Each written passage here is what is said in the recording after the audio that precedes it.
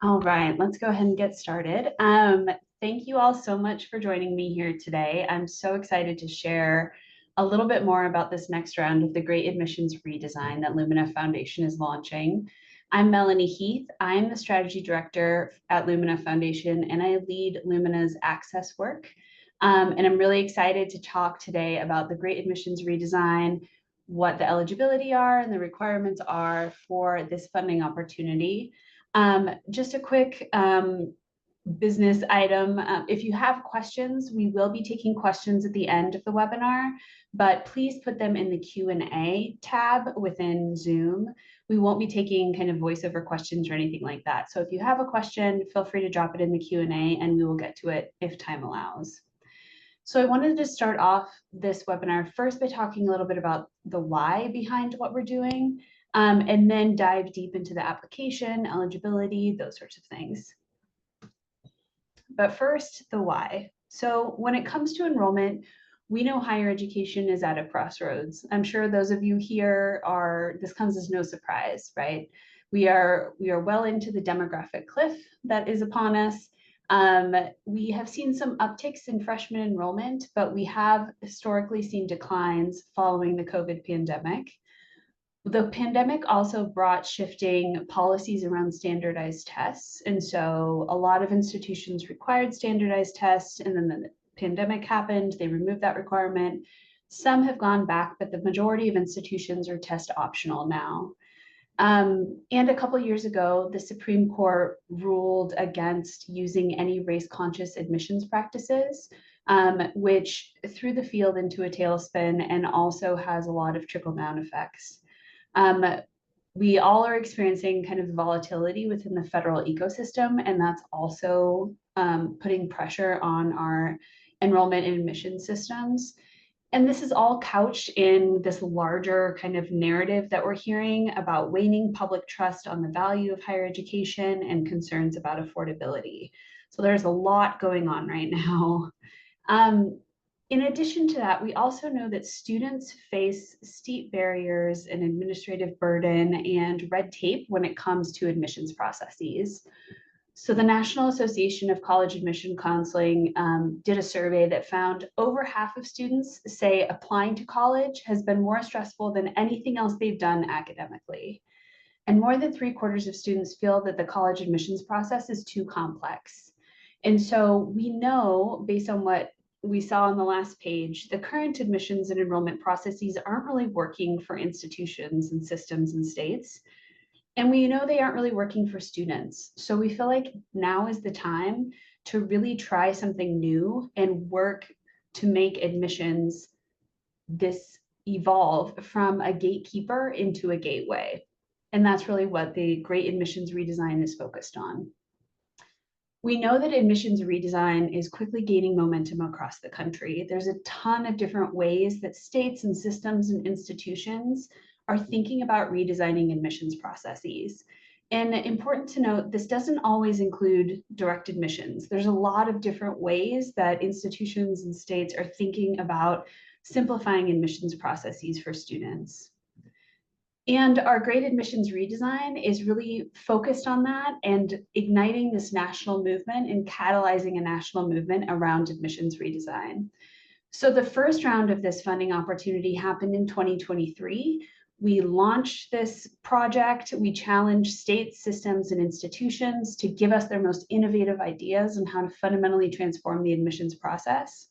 Really excited to see over 70 applications across 32 states and territories.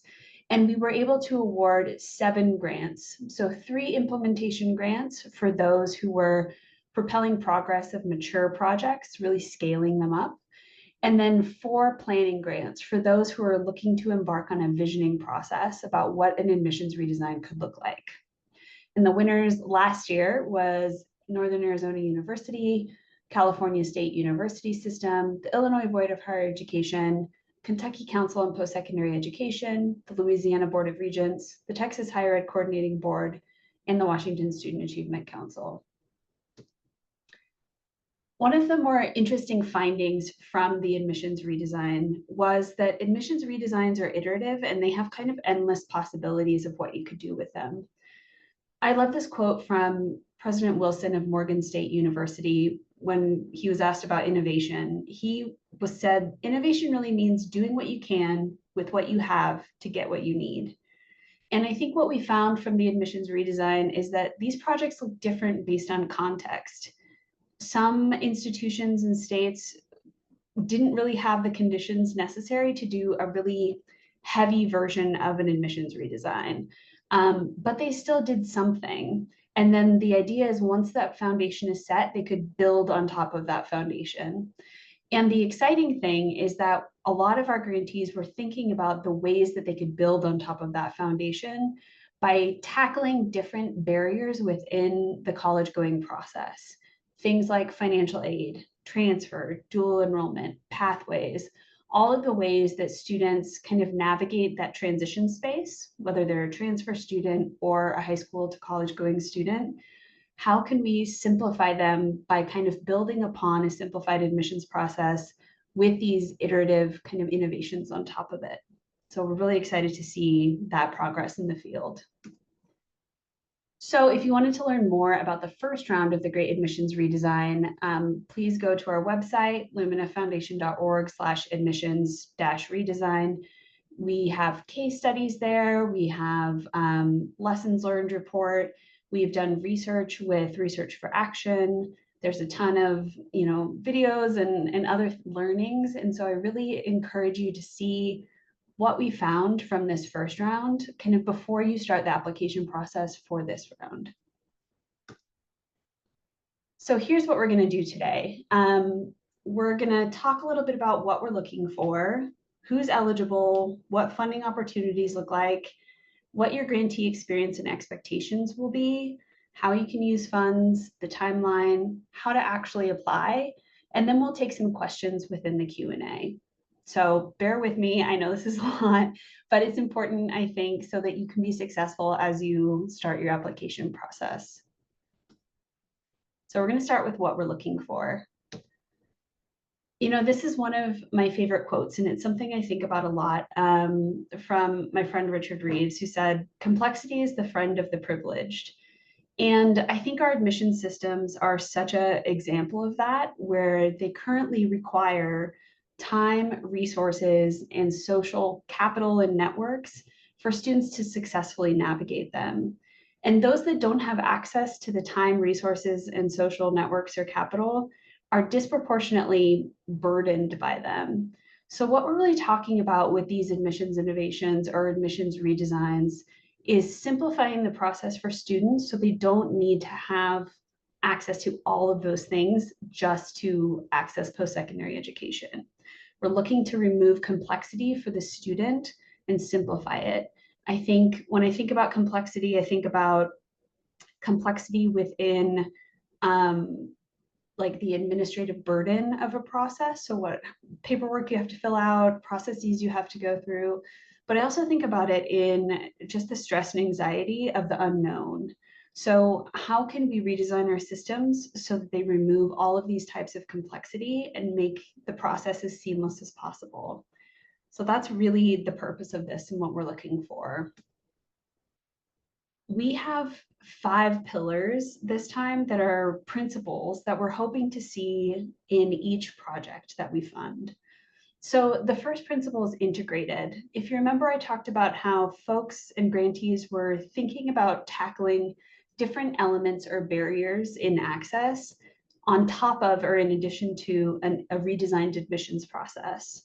So we're looking for projects that are thinking about doing multiple aspects of this, whether it's thinking about pathways, thinking about advising earlier than 12th grade, thinking about how can we tie kind of guaranteed or financial aid or financial aid estimates into our admissions letter, thinking about dual enrollment or transcript movement. I think there's a lot of ways that all of these things could tie into an admissions process. And we're really excited to see projects that are tackling multiple aspects of that. Another principle is universal. So we're really looking for projects that promote access for as many students as possible. And also automated. So projects that are looking to creatively leverage data and technology to reduce that administrative burden would be really exciting to see. Proactive, so projects that inform learners about their options before they apply.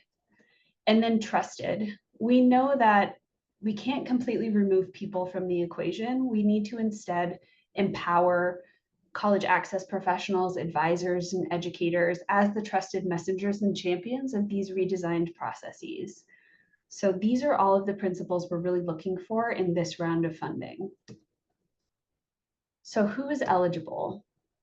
We will accept applications from these three entities. So state agencies, state systems of higher ed that include public nonprofit institutions, and then a group of 3 or more public or private nonprofit institutions. So please note that we'll only take one proposal per state, higher ed system, or institutional cluster. So we really ask that you, if, for instance, if you're applying with a group of institutions together, if you only apply one time collectively. If you'll remember at the beginning, I talked about how last year we had implementation grants and planning grants. This year, we're really excited to add a category called exploration grants. So we will have exploration, planning, and implementation grants, and I will go through each of those in this slide. So exploration grants are really are for those who want to understand the potential of a redesigned admission system through information gathering or coalition building. They'll receive between $50,000 and $100,000 each. So good projects for this are folks who are looking to diagnose their preparedness for an admissions redesign. If you've implemented one phase of admissions redesign and want to explore potential enhancement, so let's say your state already has some version of direct admissions, but you want to look at adding financial aid on top of that, what would that look like? That would be a really good project for this. Another one is if you're seeking to elevate student and family perspectives on admission systems within your state, or you want to facilitate some introductory conversations with critical stakeholders and partners. So that's what exploration grants kind of look like and what we're looking for there. Planning grants are for those who are really in the early stages of strategic planning, who want to create a new admissions redesign program or add a new dimension to an existing redesign effort. Those will again receive between $50,000 and $100,000 each. So folks should apply for this if they want to transform a vision into a plan for action, if they need to build consensus and momentum among stakeholders to bring admissions redesigns to life, if you want to better understand data technology, policy, communications implications, or if you've successfully implemented one phase of admissions redesign and you want to add more advanced features. So again, that kind of like iterative stacking that we talked about. And last, implementation grants are resources for those who want to augment and scale redesigned admission systems, and recipients will receive up to $500,000 each. So this is for those who have either had a successful pilot that they want to scale, or they've really set the table for a new program and are seeking opportunities to improve and accelerate implementation, or if they want to make specific changes to policy or practice to enhance the impact of your redesign project. So these are the 3 types of grants that we will award this time. You can only apply for one type, so be sure to choose one. And I'll have an email at the end where you feel free to email, and my team and I will are happy to chat with you if you would like some guidance on which one your project kind of would best fit in. But I hope that's helpful just to kind of get a sense of what we're looking for there. So if you do get awarded these, what will your experience and expectations look like? One thing I'm really excited about with this round of the Great Admissions Redesign is we're wanting to build a robust network. So we're really wanting folks to have just this like connective experience. I think one thing that can happen is often folks who are doing this work, it's kind of siloed, you're kind of grinding away, and you don't really get the sense that other folks are with you in that. And the truth is there's a ton of states and systems and institutions who are working to redesign their admissions processes, many of whom have probably dealt with the same thing that you've dealt with, and would be happy to chat with you about that. So we're really focused on building that connective tissue within the admissions redesign field for this second round of funding. So there's some expectations there about what that looks like for the network experience. And then the actual project work, so how you'll engage with Lumina and TA. So we expect quarterly progress check-ins. We want you to complete a needs assessment to see if you need additional tailored support, which we can provide. There will be some project deliverables and then a final grant report. And the project deliverables kind of necessarily will follow whichever grant type that you apply for. So if there's an exploration grant, we're looking for summative project briefs, presentations, possibly conference proposals. Planning grantees will be guided through the completion of a detailed implementation plan. And then implementation grantees will need to work on an impact analysis and advocacy plan and possibly a logic model as well. And then you aren't doing this alone. As we talked about, there will be lots of support provided. So we have technical assistance. We'll be in conversation with the winners to determine if more technical assistance is needed that we can provide. You'll be able to engage with experts with office hours. They'll have templates, and then peer consultancies and mentoring opportunities from those who've really been there and can really support you as you kind of are working through this redesign process. And a quick reminder about how funds can and can't be used. So funds can include, but they're not limited to these things, but they can include these things. Data infrastructure, staffing, convenings, hiring consultants, and developing new marketing or collateral materials. Please note that Lumina funds can't be used for scholarships or stipends or for lobbying or election-related activities. And then what's the timeline? So the application opens today, September 30th. I'm so excited. It's currently live on our website. The deadline for the application is November 3rd. So you have, I think, about 5 weeks to fill it out. The evaluation window will be November 4th through the 21st. You'll be notified of your standing. So either you're not moving forward or you're moving forward as a finalist on December 1st. And then we'll be interviewing all of the finalists from December 1st through 19th.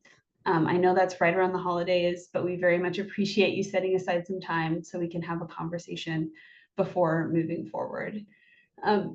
Please note that this process is different and apart from the process that Lumina has. So Lumina has a separate grant-making process that we facilitate through a software called Flux. So you will still need to go through Lumina's formal grant-making process at the end of this. We anticipate the funds will be awarded February or March of 2026. And then how to apply. So as I said, the application is now live, luminafoundation.org/admissions-redesign. Feel free to take a look. We are using a separate application host called Submittable. And so you will need to make an account in Submittable to fill out the application. The application will look pretty small until you actually select the funding tier that you want to apply for, whether it's exploration, planning, or implementation. And then the questions will generate. The really great thing about Submittable is that multiple users can collaborate on a shared application, and your progress will auto-save. So those are very important features. And if you run into any challenges with the platform, Submittable has a great chatbot, and they also have technical support within the app that you can find. So these are the application themes. They might vary depending on the funding tier you're applying for, but basically we're trying to get to these questions across these 9 categories. So first, define the problem. What's the pain point you're trying to solve for? And then second, describe the potential solution. What is the thing that you actually want to do? What does your redesigned admissions process look like? And third, connect it to the Great Admissions Redesign principles. So those 5 principles, how are you addressing one or more of those through your project in your proposal? Next, identify target populations or integrated processes. So is this for transfer students? Is this for adults in the workforce? Is it for those that want to upskill? Is it for high school students or someone else? And then integrated processes. Are there any additional pieces of the college access puzzle that you're wanting to solve for on top of your admissions redesign? Is it financial aid? Is it pathways? Is it short-term credentials? Is it high school transcript movement or credit mobility or anything else? So let us know kind of where you sit with both of those. We're also asking next to identify your intended project outcomes. So what are you hoping to see out of the project? What does success look like and how are you measuring it? Next, describe admissions redesign efforts to date. So how has your entity, whether it's an institution or the group of institutions, the state system or the state, what have you done around admissions redesign? What's your familiarity with it? And how is the table set for you to complete an admissions redesign or plan for one? And then 7, describe enabling and limiting conditions. So I think what we're really looking for here is like, what are the readiness factors for you to actually pull this off? Do you have buy-in from leadership? Do you have a robust data ecosystem within your state or between your institutions? Do you have support from the community or your K-12 system? Do you not have support and you really need to work on that as part of this project? And maybe that's why you want to do some convenings and things like that. So I think there's a lot of ways you could take that, but we're really looking for kind of an honest assessment of what's really helping you be ready for this and what are some challenges that you could anticipate that might hinder progress, and then how do you intend to address them? And then question 8 is about how do you intend to use the funds? We're not looking for a detailed budget breakdown or anything, but just some general ideas about, what do you anticipate the grant funds being used for? How do you think you'll use them? That sort of thing. And then lastly, we're looking for who is your core team of 3 to 5 individuals. And one thing we're especially looking for here is different entities' involvement. So if your project hinges on the participation of your state K-12 agency, do you have someone from that agency on your project team? And will that, knowing that that might help with communication and things like that. So we're really looking for a project team that reflects kind of breaking down silos within your admissions redesign project. A quick note that the questions that have a plus sign on them are weighted twice in the scoring rubric, so they're kind of worth double. So which kind of follows, like, what is it that you're actually doing? And then how does it connect to the principles for the Great Admissions Redesign? Just a quick review of who's on our application review panel. I'm so grateful for all of these kind of national experts and also dear friends who are working on this for us. So my colleague Patrick Crane, who leads Lumina's state policy work. We have 2 kind of renowned researchers, Oyan Poon and Dr. Oyan Poon and Dr. Taylor Odell, both of whom are seen as kind of like prolific admissions researchers. Zakia Ellis, who is a principal with Education Council, and she also used to be a state higher education policy leader, and she really brings that statewide perspective to this work. Jonathan Gagliardi is the project director who worked at Northern Arizona University on their Great Admissions Redesign project last cycle, and really brings that institutional lens. Kate Akers is a VP of Policy Implementation and Best Practices at the Data Quality Campaign, and really has this like incredible understanding of state data systems and what's possible within them. So really grateful for her expertise. And then Lauren Norton, who's here with us today, who have worked with very closely over the last couple of years on the Great Admissions Redesign. She is someone who has like a breadth and depth of understanding about post-secondary pathways and specifically admissions redesign. So we have a really good crew who's going to be looking at your applications, and we're really grateful for them. And we are just about ready for audience questions. If you have a question that is very specific to your own institution, system, or project, you can email admissionsredesign@luminafoundation.org, and my team and I will take a look and get back to you within a day or two. So if you, as I mentioned, if you're would like some help kind of brainstorming which funding tier your project would fit into, if you have a question that's specific for your context, feel free to email that, and we will get back to you in a couple days. I think that we did that in record time. I think that is all for our slides, and I'm going to stop sharing now and then see if there are any. I see a couple questions in the Q&A, so let me pull those up. So one, when you say it can't be used for stipends, this would include stipends for graduate student assistants or fellows. So it can't be used for scholarships or stipends. If the graduate student is a W-9 employee, it can be used for their pay. Yes, if that makes sense, but not for like a scholarship offset or anything. And then another question, can a partner be a non-US NGO like UNESCO? No, that does not fit the qualifications. I think if you were looking to do something, I think you could bring them in as a partner, but they could not be like the applying entity, if that makes sense. So if you're a state agency and UNESCO is a partner, the state agency could apply and be qualified, but UNESCO could not be the applying entity. If an entity in the next question is, if an entity in your state was awarded in the first round, does that mean a different entity is ineligible to apply in this new round? No, that does not mean that. I think we would welcome applications from states that have already received funds for this. I'm also happy to talk you through kind of what that could look like, but it doesn't mean that you're ineligible to apply. Let's see, there's another question about, is there a deadline by which all awarded project funds must be spent?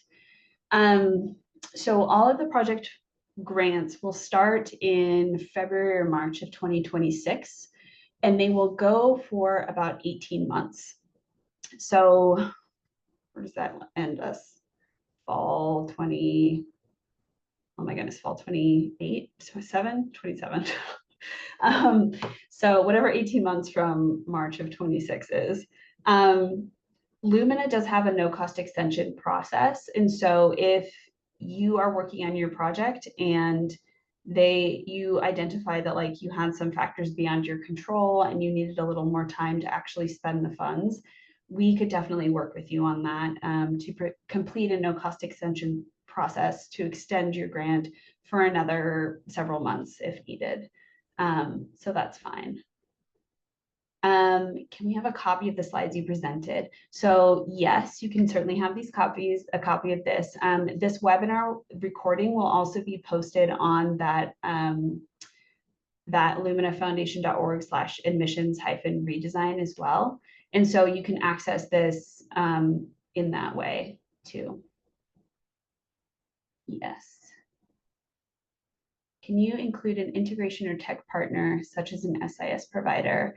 Again, you would be welcome to include that within your project scope, but the actual applying entity would need to fit within those three eligibility categories. So a state agency, a system, or a group of at least 3 institutions, if that makes sense.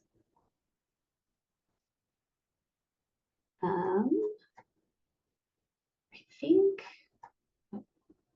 we need to hit all interest areas listed on your slide with the wavy line. So the question is, do we need to, does the project need to address each of the 5 principles? And the answer is no, it does not need to address all of them, but we do like to see alignment with the principles in some way. So I think that I will say also projects that are integrated in some way. So when we talked about like they're tackling admissions plus one other thing, they will receive a bonus point. So that's how we're kind of thinking about it anyways, but it's not required. Okay, can state agencies partner with 2 and 4-year institutions in addition to other agencies and apply as a group? So if I'm reading that correctly, it's a state agency plus 2 institutions. Yes, I think that would qualify as a project. I think the state agency could apply, and then the 2 institutions could be listed as partners, and they would apply under the state agency kind of eligibility criteria.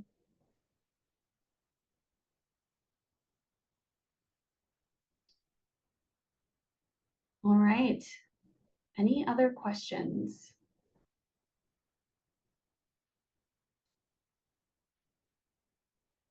Well, I do not see any. Oh, never mind. Let's see, I had a couple more pop-ups, sorry. So the National Association for College Admission Counseling received a grant. Can they be a partner to us? I think I would need more clarification on who the us is. So maybe you can send me or send the admissions redesign at luminafoundation.org an email, and we can chat through what that looks like. But having received a prior grant from Lumina or from me does not mean that you are ineligible. So would very welcome that. The next question, can a statewide nonprofit apply? No, not under our current eligibility criteria. They're welcome again to partner with the state agency. The state agency can be the kind of the one that meets the eligibility criteria and be the partner with that state agency or system, but the nonprofit can't apply on their own. Can you elaborate more on the eligibility for nonprofit? Are we eligible to apply? So again, the three, so no is the answer. The 3 folks that can apply are a state agency, a system, or a group of at least 3 institutions. If a nonprofit partners with any of those entities, they're welcome to be part of the project group, but the actual entity submitting the application needs to meet one of those 3 criteria.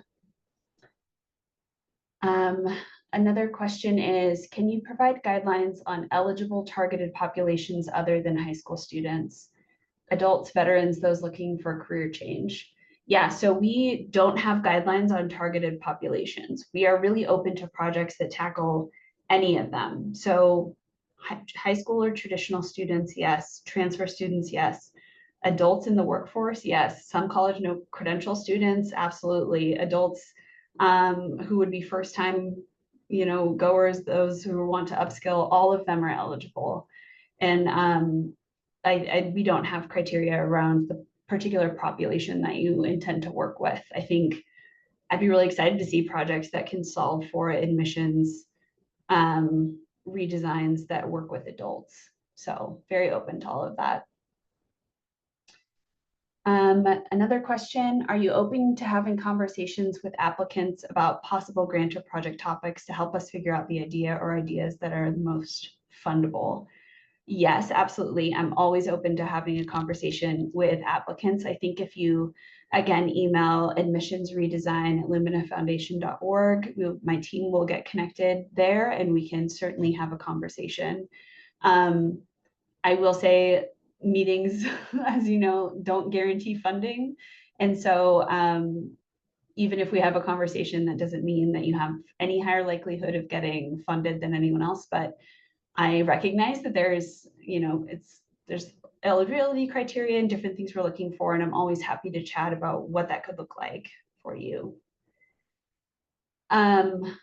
So institutions means universities, not other nonprofits, correct? Yes, sorry if that was confusing. We're really looking for post-secondary institutions, whether they are a university, a community college, a technical college, anything that fits within the post-secondary college or university or technical college space. Another question, confirming the 3 eligible entities are state agency, higher ed system, and 3 higher ed institutions as a group. Yes, correct. Those are the 3 eligible entities.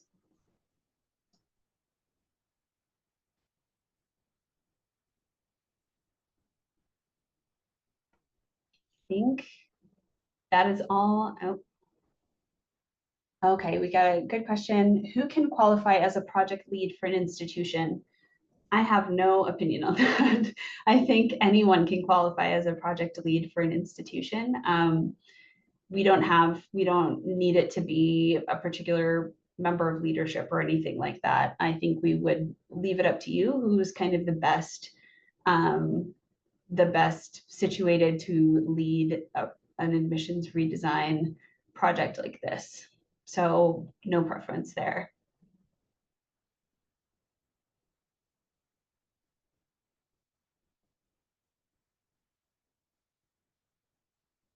I got a question. A consortium of 3+ colleges or universities would be ineligible, correct?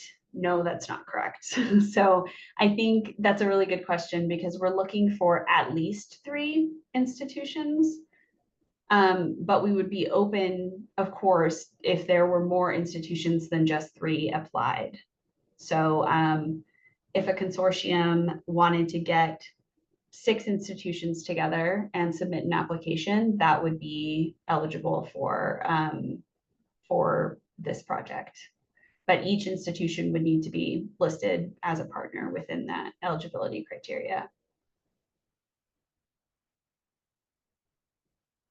So just to clarify, the consortium can't apply on their own. There would need to be listed specific institutions within the consortium that would submit on behalf of themselves.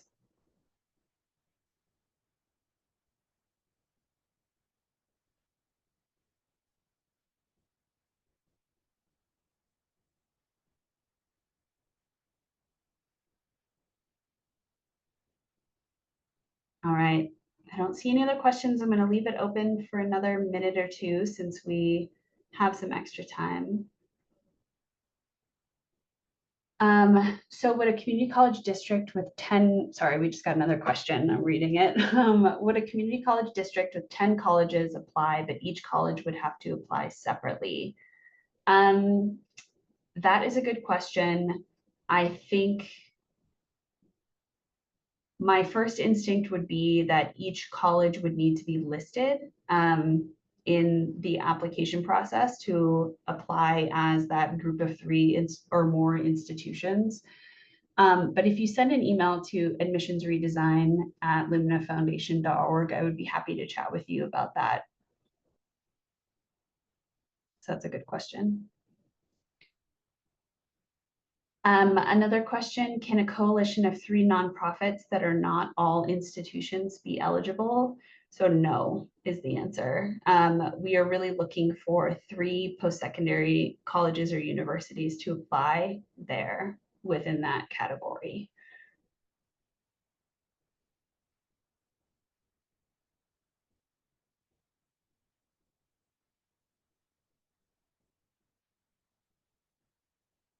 Okay, I don't see any questions. I'll leave it open for another minute or so just to see if there's anyone else that has questions about this.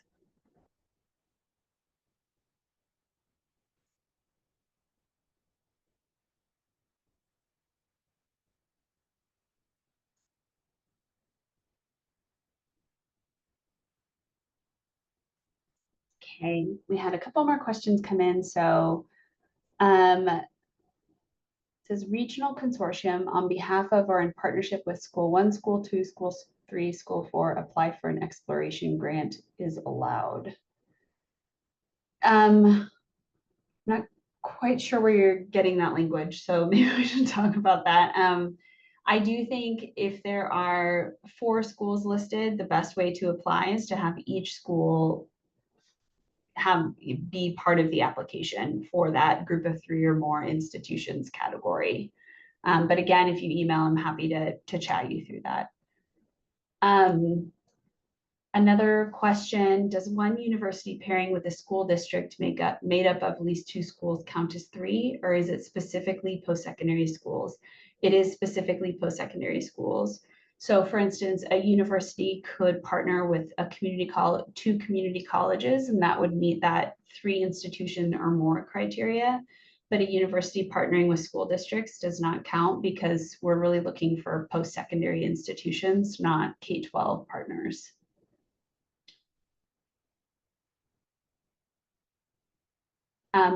Another question, what about a community college that has 8+ campuses, each with its own UEI? We are part of a state system, but function locally, almost like our own. I think if they're campuses of a particular institution, that doesn't quite meet the separate institution piece. But again, I would say that one, I would love to have my team chat with you about that. So if you send an email, admissionsredesign@luminafoundation.org, I'm happy to talk with you about what that looks like. I got a question about what is meant by state agency. So I think we're very open to applications from different agencies. So it could be that, for instance, a agency that houses the state longitudinal data system wants to understand what policy conditions are needed to implement an admissions redesign. They could certainly apply for an exploration grant. Maybe there's a SHIO office or a state higher education executive office, yes, office, SHIO, is another example of a state agency, and maybe they're wanting to embark on an admissions redesign process. They would be eligible for any of the grants.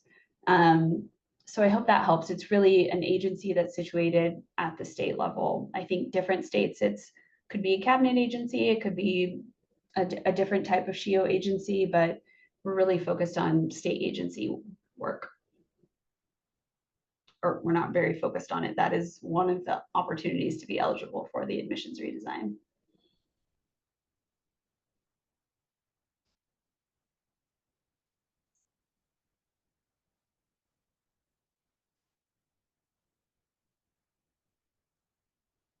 Okay, I'll leave it open for just another minute, see if any other questions come in.